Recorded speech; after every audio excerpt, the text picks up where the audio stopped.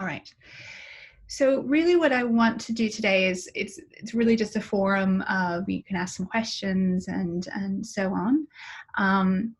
But I know that there is quite a lot of fear at the moment about what's going on. And really what we want to do is we want to make sure, one, that as things kind of change and evolve, that you at least feel comfortable what you need to do. We know that particularly because you're in your fourth year, you want to get this unit done and you want to graduate on time. And that's really our goal, is to make sure you can get the most out of this unit. One of the things about this unit that's a bit tricky is that the first 3 weeks, really the main key thing is to make sure you can get your, make sure that you can identify your topic and your research question. So that's really what these particular drop-in sessions, maybe to ask questions, but also I'm going to kind of start with giving you some ideas of how to go about it. Now, just a few things about Zoom. If you can, particularly while I'm just talking, and when you have a question, go ahead and put the mute button on, only because sometimes there's feedback. So mute yourself, not me. Well, I mean, you can if you want to mute me, but then that's a little bit pointless. But go ahead and mute yourselves. Just because, like, if the TV's on or if there's any kind of feedback, it'll come through to everyone. So just go ahead and mute yourself if you can find that in the little, if you go down, I think there's like kind of a control bar and there'll be a mute button. And that will help with some of the feedback. And the other thing is, again, I mentioned to those who were on earlier, if you can go ahead and take like a screenshot or a selfie in the process, they're trying to kind of figure out, particularly Laura McKinley, who works in social media, is trying to figure out what this looks like. So if you can send those to me, that'd be really helpful. All right, so I'm going to go with just a bit of information and then we'll open up for question and answers. I also might break you up into kind of discussion groups so you can kind of bounce off some ideas of what you're thinking about. But really these next couple of weeks, what needs to kind of happen is thinking about what topic you're interested in. Now, most classes, now this is my class, I've taken the name off here. Can everyone see this screen, this Google Doc? Is that good? Yes? Yes. Yeah, okay, cool. Thank you. Oh, I see a little question here, chat. Yes, fantastic. Thank you, Maddie. All right, so the thing is that your tutor will most likely share this with you. This is mine, and I've used this over the last couple of years. I've just found it really helpful. If you scroll down, and again, if talk with your tutor if they haven't sent this through, or just email me and I can put you on mine. But here are some past examples of students who have done projects. So this first category is really the topic, and then this is the aim, and then the research question, and then possible methods. Now, of course, you're still kind of thinking through what you want to do, and that's completely fine, but this is one way for your tutor to be able to kind of interact with you and give you feedback, because what you don't want to do is you don't want to go ahead and start assessment task 1 and do your topic and your aim and your question. You find your 3 articles and you do all of that, and then your tutor says, like, you can't do that topic. And now you have to basically, for assignment 2, completely start from scratch. So really make sure you try to get some feedback on, whether it's peer feedback or whatever, to make sure that your topic and your research question is doable and ethical. One of the big things about this unit is that because we don't actually go through ethics, we have to be really careful about involving students. So basically, you can't involve students. You cannot interview them. You cannot survey them. Now, in the past, there's been some ways to get around that, but really, I would just say that that's, it just causes a lot of issues, and ethically, we don't want to go into classrooms and make anyone uncomfortable about the things that we're doing. So basically, there's a couple of options. You're looking at either kind of self-study, maybe you're trying out different methods and you're kind of seeing how that goes, getting some feedback from your mentor teacher about how that went. But the majority of you will be doing things like surveying and interviewing teachers and or school leaders.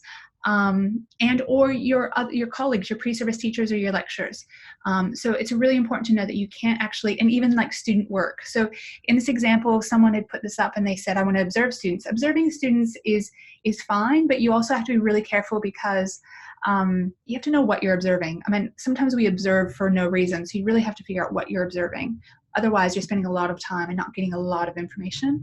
Analyzing student work, again, a little bit tricky because student work is like it has student names on it. So unless your mentor teacher takes all the names and makes it anonymous, but even then, it's a little bit tricky. So I would just stay away from student information.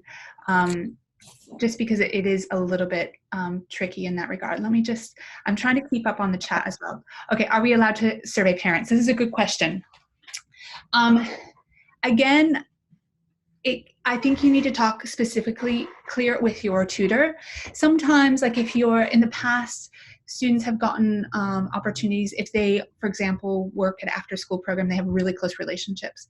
But again, it is a bit tricky because we don't actually have permission. And then if anyone felt uncomfortable, Monash would be kind of liable for that. So if you are thinking about parents, it's difficult. If it's in your placement school, no, because we're guests. And so, it's a bit awkward we cannot actually talk with parents or interview or use them as data, but maybe they're friends or colleagues, maybe that's different. So if you want to get parent perspectives and you want to use students in your class that are parents, that's a different story, but do talk with your tutor about that.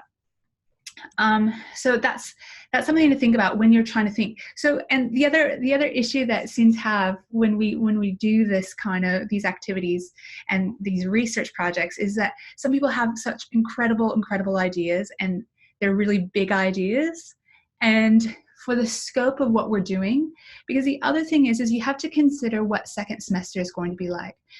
So the idea for first semester is we are kind of thinking through research, how it happens, what kind of methods we use, what kind of research designs. And then second semester, you actually collect your data. So it's not until second semester in your placement in second semester that you actually collect data. So that means also you need to consider how, oh, where's my phone? You need to consider what school you might be in. So you might be in a school now or not now, depending on if you're doing placement, but you might be in a school now that's very diverse. And so you think, I'd really like to do something about diverse learners, but then you actually know that your placement next semester is not in one of those schools. So those are some of the things that you need to kind of balance. So there's a lot of things to consider, and that's why this format of getting some feedback is really, really helpful to kind of think through some of those ideas. Can I do this? Is it in the scope? And also knowing in that second semester, things are so busy because you have TPA, you have this, so you also don't want to make it so big that it's really difficult to manage. Save those huge projects to do your PhD. We'd love to see you back here to do your PhD, but try to make it manageable, okay?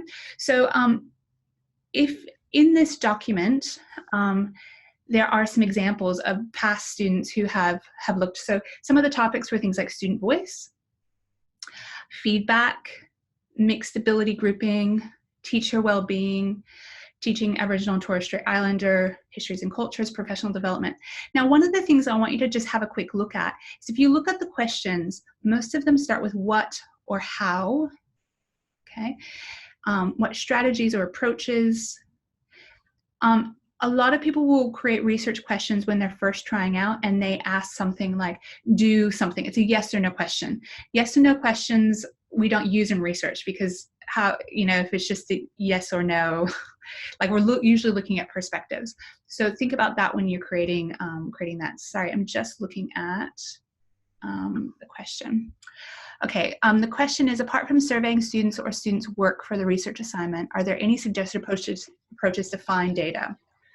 I may have to defer my placement. Okay, yes, and that's the thing is, there have been people who have done things like, I'm just thinking past, so maybe actually one of the students here looked at, maybe it's not here,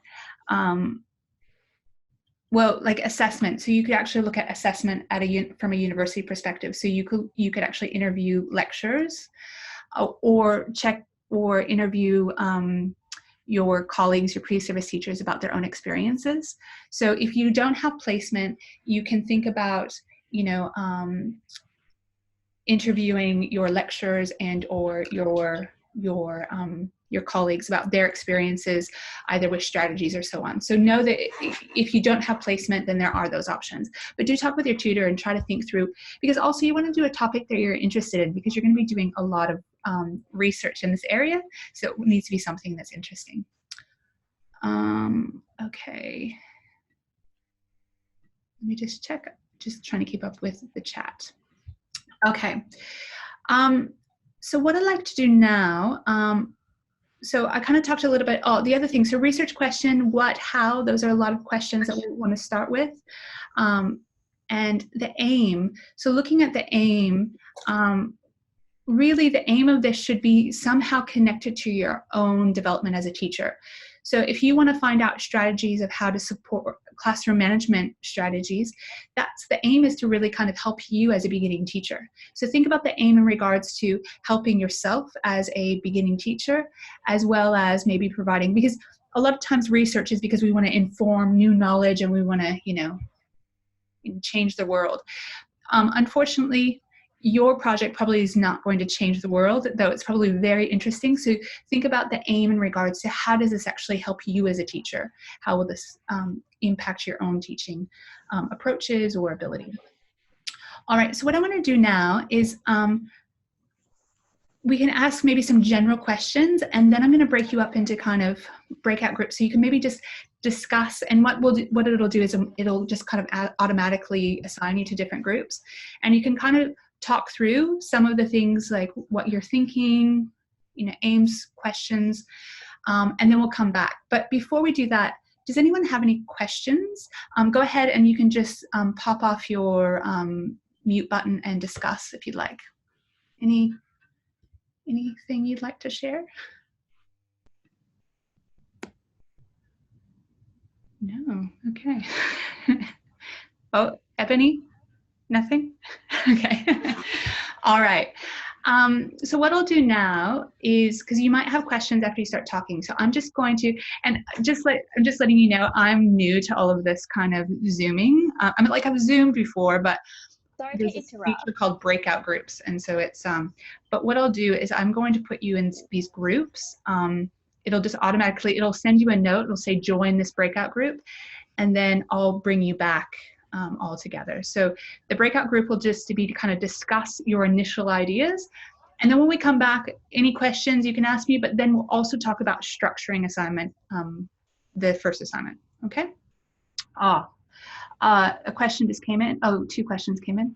Can we aim our research questions at the university level rather than in school? And yes, that's true. And I mean, here's the thing. In one way, if you are going, I would be thinking about a couple of things when you think of a topic. If you're going to be going into schools, a lot of people have actually taken in their research or talked about their research when they've gone in to apply for jobs. And so you might take the approach where I'm going to do something I think schools would be really interested in, and that they want me to actually, so that I can kind of say, well, it was interesting that I found this. So think about that in terms of what do you think has credit, I guess, within that, and what kind of school do you want to go into and what might be interesting to them. But you can also do, one of the things that a couple of students have done in the past is looking at placements and placement experiences among pre-service teachers. So that's one thing, or how they respond to feedback in university assignments. So you can definitely aim your questions at the university level. But again, there needs to be some practical application of how does this make you a better teacher. So this is about educational research. So the aim, while it could be at a university setting or at school, needs to come back to how does this actually help you as an educator. So just keeping that at the forefront. Can we do comparison questions? And I'm thinking which one's better? Which approach is better? And I think I'd have to kind of look at the actual question. But it might be too, I mean, the thing is that most of these questions will be qualitative. I don't know if you've done much reading about this, qualitative versus quantitative. Most of your studies will be what we call a case study and qualitative, because the case study will be your placement school, and you will be looking at perspectives or the experiences of primarily teachers, probably. But with this idea of a comparison, you know, which is better? I mean, it's kind of hard because it's saying that there is one thing that is better. I mean, you can look at maybe different approaches, but it's really thinking about how you're going to do that. What kind of data are you going to find? Are you going to do an experiment in your class? That's quite hard to do. But it's definitely possible. So, you know, these are the things that you want to talk with your tutor about and just kind of work through. Is it possible? Definitely. But I'd have to kind of see the question to give you more feedback. Another question here, does your research have to be purely based in your placement school, or can you use placement school and another school? Yes, if you have connections. And I think that's the thing, is that I have known people who have, you know, like they're interviewing their parents' friends or something, and that's fine, but you do need to have some kind of connection with them and kind of get permission. But the thing is that why ethically it's okay for us to be in placement or to do our research in placement schools is we say that this is what we do automatically in our teaching. So we are in the process of asking questions and researching and doing all these things all the time. So I think that that's a really important thing, is to think about you know, can I make the argument that this is part of my, you know, everyday activity? Where if you're in a school that you're actually not doing placement in, you can actually say you're already making contact. So if you are thinking about another school, just check with your tutor and make sure it's okay. If you already have those connections and those connections are already made, that's one thing, but you can't just go into another school and say, hey, I'm doing this research, because we don't actually have ethics to do it. So, all right, with that said, I'm going to go ahead and put you into breakout groups so we can have a little discussion, and then we'll come back again. All right, we're all coming back in a second here. I'm just giving everyone the message.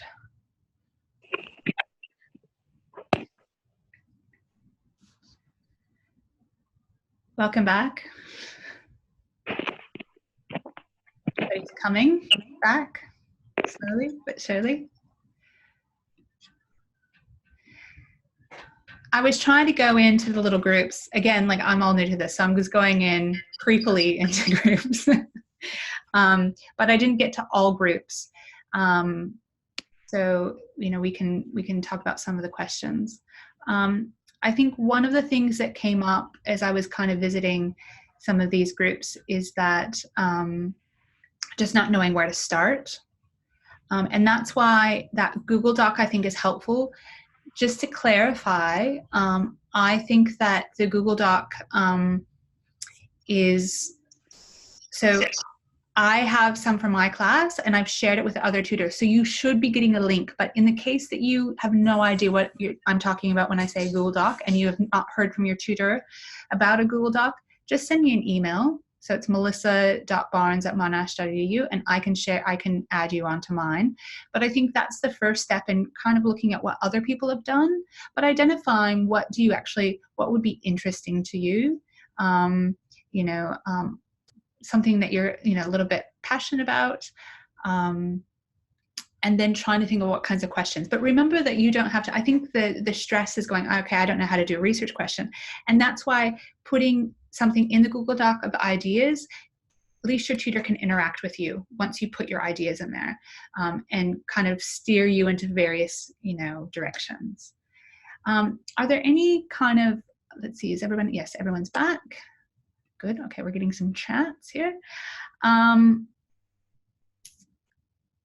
Okay, if we notice that someone else is doing the same similar talk, what should we do? Would this be an issue? No, as long as you're not just cutting and pasting someone else's idea.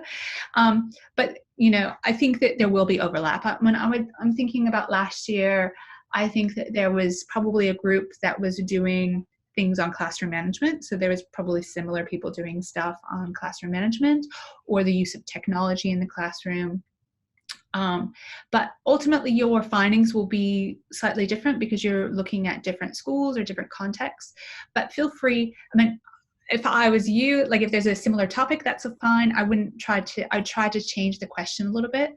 There was a question about, because there's one about well-being, and someone not from this group was saying, well, I want to do well-being, but they want to look at it more about stress, and that's fine. So they might kind of tailor it to focus on something more specific. But remember, the other thing is with a research question is that it needs to be broad enough, because if it's a question that you could just ask someone and they could respond, like you want to be able to kind of get lots of information. So, you know, you don't want to say something like your research question doesn't want to be like the question that you would ask in the interview. It needs to be slightly broader, looking at different perspectives. But again, this is a process. And so I know people feel a bit stressed about like, I have no idea where to start. I mean, I would be making sure that you're reading, but again, just use that document to be able to kind of get some ideas, and then just play with those ideas. Send them to your tutor, work in the Google Doc, and just get some feedback, because I think that's the best way. Because usually the first research question that you start with will not be your last, because you kind of read it. The other thing is that once you start reading, you'll start kind of looking at, and you'll start noticing that other people have research questions. So just to note, not all research articles put their research questions in there. They should, but they don't always put the research question in there. But once you start reading some of the articles, you'll start kind of realizing, oh, okay, well, that's an interesting question. How could I use that for my context? So reading might help here. Okay, I just want to share with you this document. So in this, here's a suggested structure. Ooh, another question, sorry. I'm really bad at managing all this. Okay, does the research heavily rely on placement, and what should we do, and what we do see whilst out? Some of us aren't on placement until June, and I'm worried about choosing a question and starting to research and then not complementing my placement school experiences. I think actually you can ask general questions that will be fine for the placement school. Like I gave the example of how someone had thought that their placement was going to be in a very diverse school, and then it wasn't, but it was still okay because they could ask questions based on, well, if there was an influx of, you know, students from other language backgrounds, how would you approach it? What do you know? What kind of resources would you use? So there's always ways to kind of be flexible in that. And yeah, it is. I mean, this is weird times. There's a lot of unknowns at the moment. So that's why general questions are probably better, and not thinking about something that would fit a specific school, but in general schools, which is good anyway, because you don't know what kind of school you're going to go to anyway next year. So having a broad thing that's kind of relevant to everyone would be probably more valuable anyway. Okay, so here is just my suggested structure. This doesn't mean this is how you should do it, but this suggested structure will hopefully help you kind of understand things to focus on. So the way that the first assignment is structured is by an opening, middle, and ending. Now the opening will identify the problem. So I'm thinking about some research that I did when I was a teacher, and I found I had students that were studying. I was in Sydney, I was at a high school, and they were studying from Japan, but they were all in one class. So they're all Japanese speakers, but they're learning English. And one of the things that I found was that when they talked with one another, they would speak in Japanese, which seems very relevant. But I was trying to find ways to kind of create like a community, an English community within, so that when they went back to Japan, they would actually want to speak to each other in English. So the problem was that I had this very, you know, homogenous group that I wanted them to use the target language. So my thing was, how do I address this? Now, so the opening is what is the problem or issue that you want to address? Is it classroom management? Is it supporting students with a disability? Is it, I don't know, lots of it. Is it using games and maths? I don't know, whatever it is. Whatever the issue is, what is the problem? What is the issue? What do you want to address? And then that's where you're going to probably use some readings to kind of help support that it is an issue, and which is probably outside of those three that you have to use for this this assignment. And why is this something worthy of exploring? Why is this important?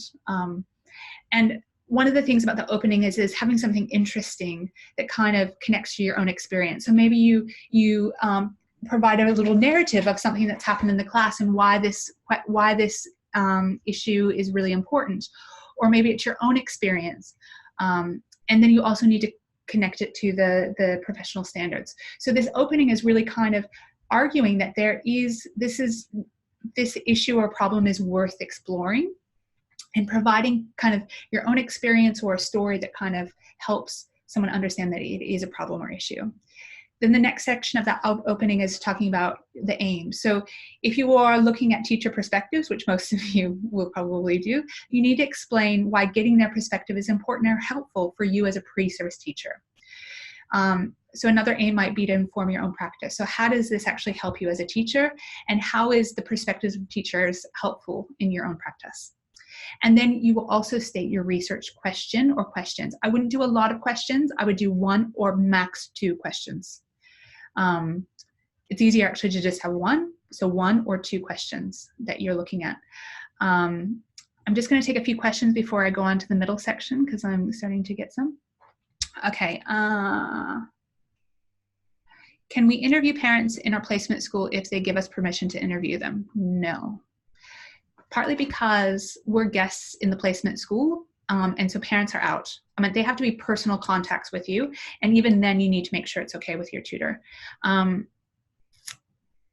we interview different people? For example, 1 lecturer, 1 parent I know personally, and 1 teacher from a previous placement school. Yes, as long as they're personal connections, that's fine. How many articles do you recommend we read before attempting to establish a question? Well, that's the thing, is some people will already have a topic in mind, and so you might have already kind of done some of that reading. But I mean, if you are completely lost, yeah, I would just kind of, go on to the search, the Monash search, and just kind of look up the topic that you're interested in. Just kind of read through some of those, skim through some of those articles to see. But a lot of it's going to depend on your own background in the topic. If you've already done maybe some assignments in this, it might be already something you're really interested in. You're already going to have some ideas and maybe access to some articles. Do we need to reference throughout additional than 3 articles? Well, as you see in this, this thing that I'm sharing, I think in the opening, you probably need a couple to provide maybe, quite a few, not like, a couple of references to say that this is an issue beyond just the 3. But there's not, I mean, obviously you have to use the 3, but I think for strengthening your opening, you need to say that not just these 3 articles argue that this is a problem. So, but you're not going to have 20 articles. I mean, unless, I don't know, you can, but it's not necessarily based on, because your second assignment is a literature review where you'll really take quite a few articles and synthesize those to kind of look at, well, what are the key themes and findings what are the similarities and differences between these articles on this topic, and that will require a lot more, which you will build upon these that you've already used here. But here is just really kind of framing what is the issue, what is the problem, and then going on to looking more specifically and analyzing those 3 articles. Okay, do we need to reference throughout? Okay, why are we interviewing people? Well, you might not interview people, but that's one data collection method. If you, for example, you want to find out for, what's the best practice to support students with limited language proficiency, and you decide that you want to interview a teacher at a school, you want to interview a lecturer that works within that area, whatever it is, but it's based on your research question. So you need to think about how you get the data to answer your research question. A lot of that might be interviews, but it might be surveys, it might be other approaches. How big is this research? How many survey answers should we get per group? Okay, so if you're doing a survey, time is really limited, so I wouldn't be doing big surveys. I'm thinking max, like 5 to 10 questions if you're doing a survey. Because you don't want to take up people's time, and you don't want massive amount of data. This is a small project. I think someone said, how big is this? How big is it? You need to also make this manageable. So I've kind of said that a question, for a survey, about 7 questions or something. I'm just throwing that out there, but thinking about enough information to give you some different kind of perspectives on one topic, but also not too many that people, you don't want people to take more than 5 minutes to do it, because it will be hard to find people to do it. Okay, another question. I thought this assessment was all looking at research articles and how they are formulated. I am unsure where the interviewing comes into this assessment. Okay, so good question. See, this is the thing, is we're not interviewing anyone. This is just thinking about what we might do in the future. Because we actually conduct the research in second semester. We don't, I mean, I guess we could do it earlier if you wanted to, but you don't actually have to conduct the research. But the idea is you, in this first one, particularly in that last section, you're thinking about what possible methods you might do to answer your research question, which might be interviewing people. So you're not interviewing people for this assessment. You're not getting information about those interviewing, but you're talking about why, like you're thinking about what methods you might use in second semester to actually answer your question. Yeah, okay. All right, so the middle section. So you've kind of talked about what the issue is and what might be a research question. Now, know that that's going to probably change over time, and that's fine. That's what happens.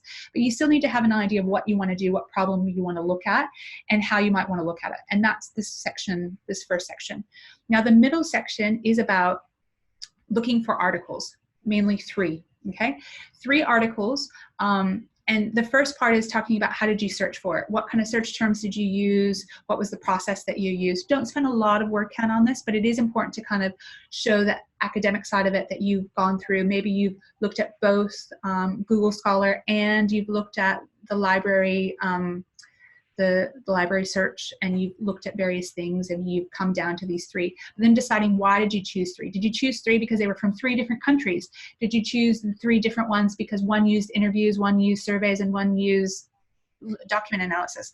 So having a reason of why you chose the 3 that you did, because there obviously would be a lot more than that.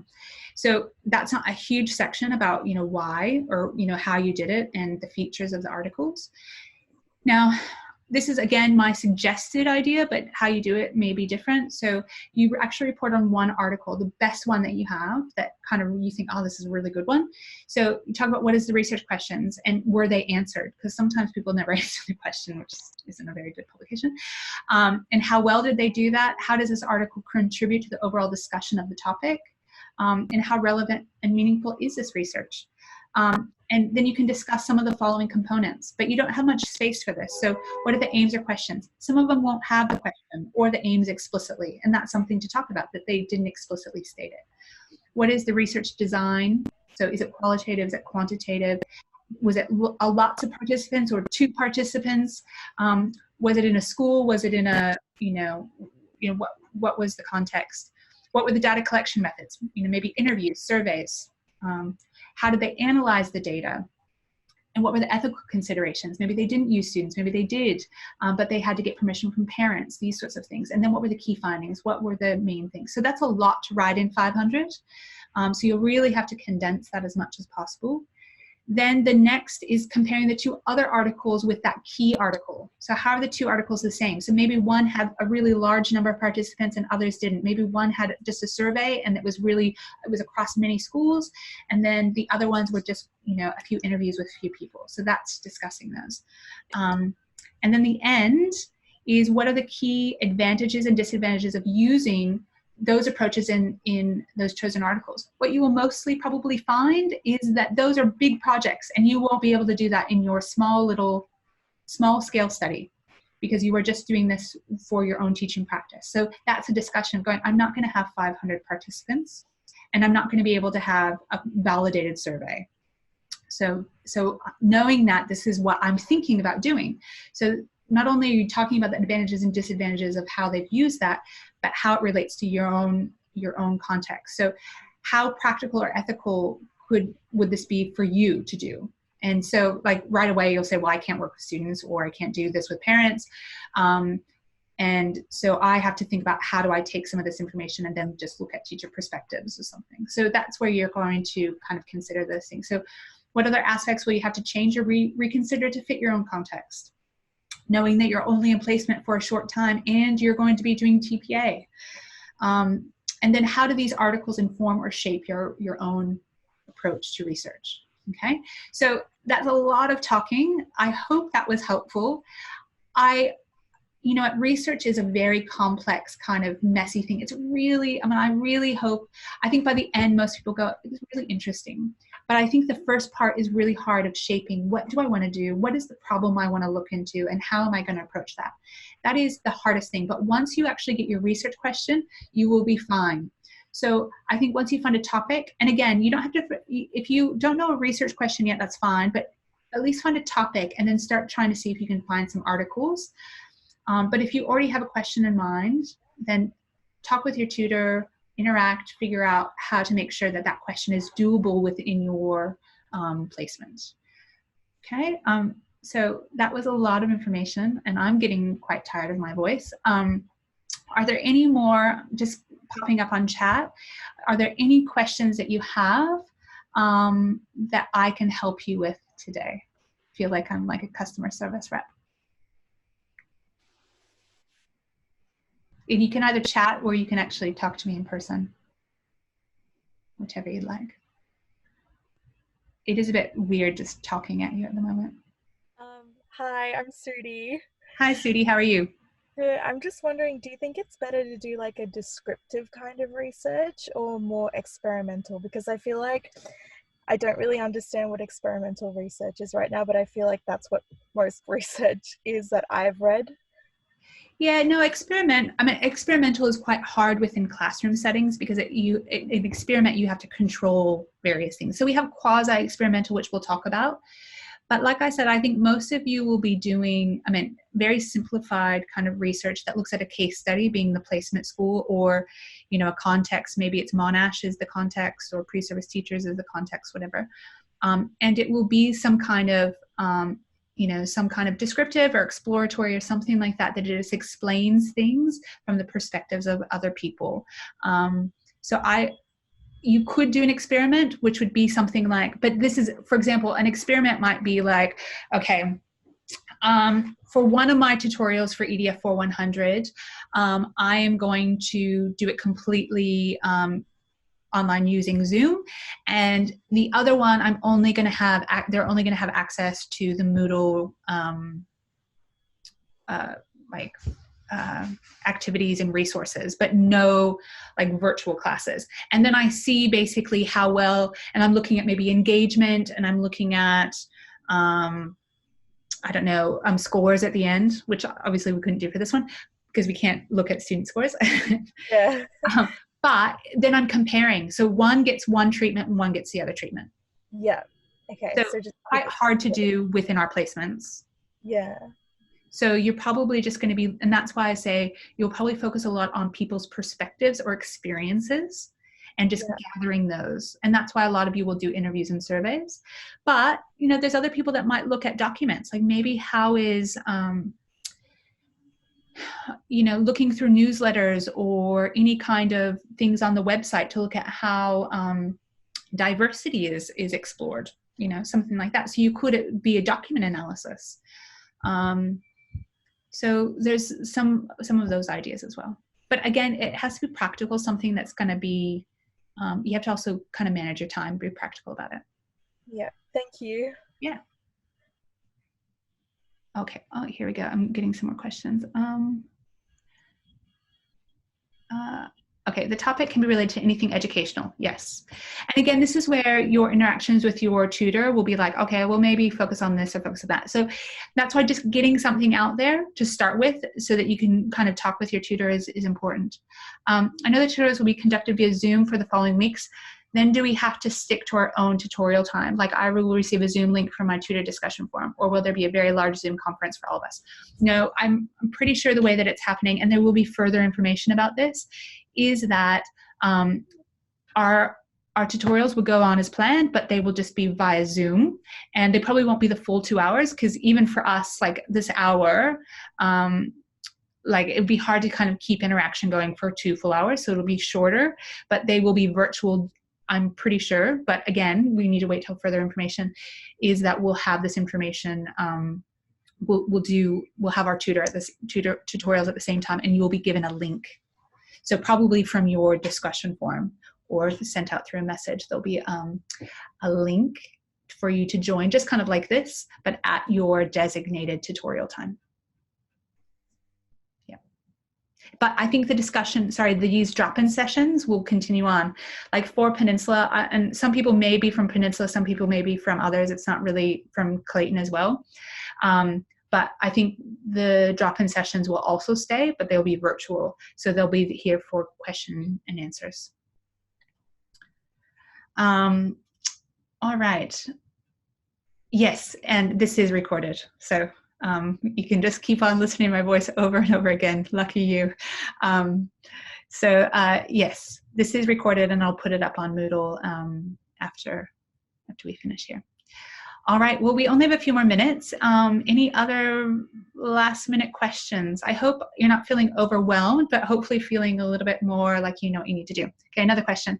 Just wondering, but A1, like find out the topic we're interested in, conduct a doable research based on our references in the future. Yes.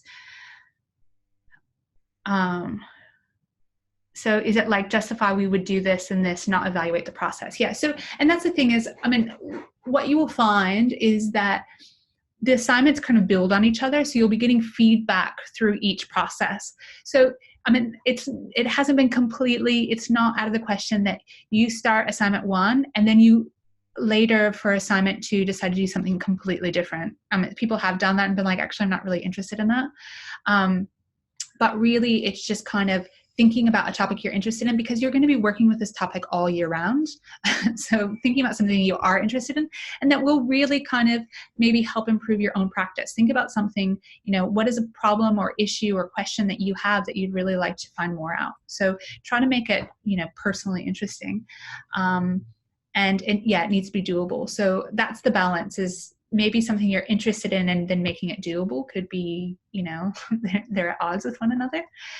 With readings, I mean, obviously we encourage you to read widely, but I mean, you know, for your actual assignment, you know, you're looking at maybe, you know, 5 to 7 articles, because you at least need the 3, obviously. And probably you might be using your textbook to kind of argue, particularly when you were talking about the, like analyzing the articles, you might talk about they use a qualitative study, and then you explain what a qualitative case study is or something using Curvin. So you might be using your textbook to demonstrate that you actually know, because that's another thing, is that for when you're describing things like, you know, you say that this article uses a qualitative approach. Just saying it is one thing, but actually demonstrating that you know what that means is another thing. So linking it back to other, you know, whether it's a textbook or things to explain and unpack, because you're trying to demonstrate that you actually know what these research terms are. So, I mean, so if you have the 3 and then you have, you know, a couple for the first section to kind of argue what the problem is, and then you have a couple more for to kind of like Curvin and a few others to kind of unpack some of those aspects of the research. So you're looking at, I mean, about 7, I think. But again, there's no particular number, but just thinking. Yeah. Okay, getting some more questions. Just wondering, in which cases that we have to switch our focus topics. Well, I mean, that's why I get feedback early on from people. So, and that's what we're trying to kind of limit that, so that if you can get it, because some people don't get any feedback and then they do their assignment, and then, for example, they're interviewing students and we go, you can't do that. So that's why if you get early feedback from your tutor and from other students and, you know, participating in these sorts of things, asking what people are doing, then you can probably make sure that you don't have to change topics. Because that's what happened a lot, is students had actually organized things that were based on student data and we couldn't do that. So then they had to change it again. So there's nothing for us to do for semester 1 placement, but we can consider our research topic in semester 2 placement. I've already completed semester 1 placement at a secondary, and my second semester 2 placement will be at a primary school. So I could choose something I could research further in a primary setting, or keep it general and applicable. Look, if you know where your placement is going to be, yeah, you can definitely aim to do it at that placement. But if you're unsure, then you need to kind of make it. And that's the thing, if you're doing secondary primary, it's a little bit like the contexts are very different. But that's something you might want to just consider, if like kind of contingency plans. If somehow your placement changed, could you change this topic to suit a, but again, if you're looking at teacher perspectives, again, because it's not so much the students, it wouldn't have to change that much.